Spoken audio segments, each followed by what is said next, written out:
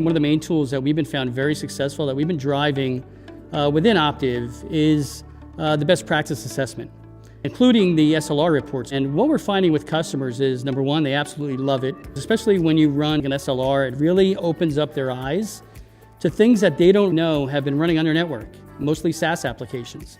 And that gives us the ability to start talking about other Palo Alto products like Aperture. When they look at a BPA report and we look at the adoption heat map, it's really looking on their behalf to make sure they're getting the most out of the platform and they're utilizing the features to the best of their ability.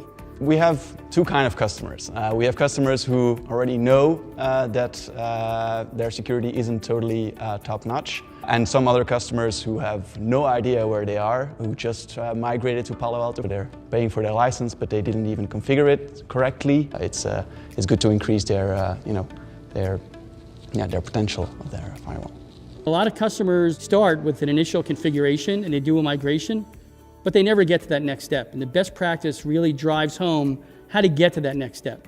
If we enter a customer that already has a Palo Alto Networks firewall in place, they can be quite shocked to see that the investment they've spent a lot of money on hasn't been deployed to the correct standard.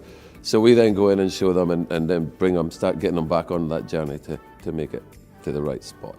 And now with the BPA tool, we have a good visualization which we can show to our customers, like these profiles aren't correct or your app ID adoption rate is really low. Seeing the reaction from when we first walk in to the reaction after we finished, showing them as we trend through the deployment stages. We've had some that have actually brought them back from getting rid of Palo Alto Networks and going, this is great. It really has worked really well.